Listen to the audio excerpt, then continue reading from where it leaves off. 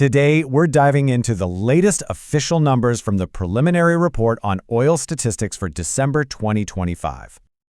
Hello, this is Japanese Economic Review Channel, and it's great to have you with us. We're digging into these public stats because they point to something really big that's happening right now.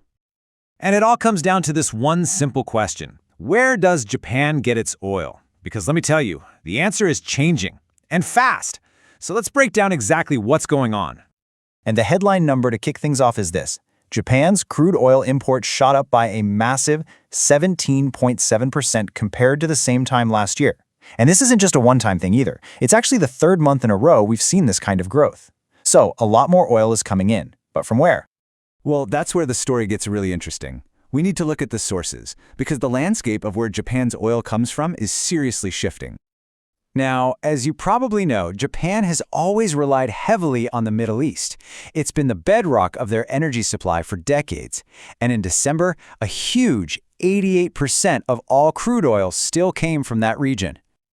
But here's the twist. For the third straight month, Japan's dependency on the Middle East has actually dropped. It's down 8.3 percentage points from last year. So, wait a minute. If they're importing more oil overall, but a smaller share is coming from their main supplier, where's the rest of it coming from? And this chart gives us the answer in the most dramatic way possible. Look, you've got Saudi Arabia, still number one, sending 35% more. But then the UAE is down almost 12%. And then look at the United States. That is a jaw-dropping 754.4% increase. And no, that's not a typo. Just let that sink in for a second. The US has absolutely skyrocketed to become Japan's third biggest supplier of crude oil. This isn't just a minor adjustment. It's a massive, fundamental shift that's happening at lightning speed. Okay, so we've got all this oil arriving on Japan's shores. The next logical question is, what are they doing with it? This brings us to what's happening inside the country with production and trade. Well, first up, Japan's refineries are humming. Overall fuel production is up 1.8% from last year. That means they're busy turning all that raw crude into the stuff we actually use. And they're being pretty specific about what they're making. Production of fuels for transportation and industry, gasoline, jet fuel, kerosene, it's all up.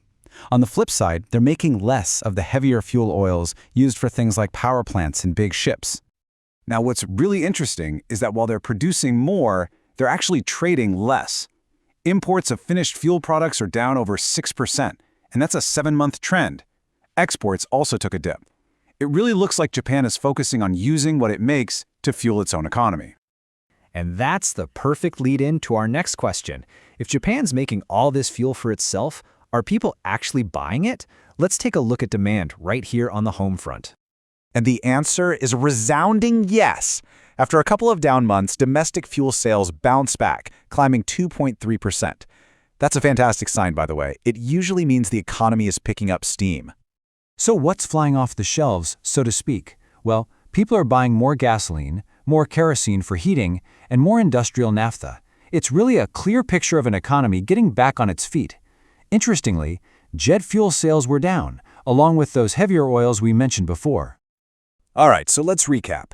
We have more crude coming in, a big change in suppliers, refineries are working harder, and people are buying more. So what does all that mean for the country's total fuel reserves? Let's check the final tally.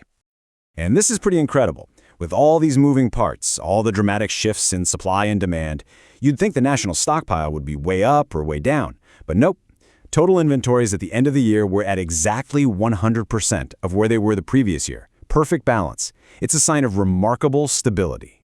So let's just boil it all down to the 4 key takeaways. Number 1, crude imports are on the rise. Number 2, there is a huge strategic pivot happening towards American oil. 3, demand at home is bouncing back. And 4, through all this change, Japan's energy stockpiles are holding incredibly steady. Which leaves us with the million-dollar question, doesn't it? Is this incredible surge in oil from the U.S. just a short-term market fluctuation? Or are we actually witnessing the birth of a brand new energy security strategy for Japan, one that's deliberately less reliant on any single part of the world? The next few months of data are going to be absolutely critical to watch.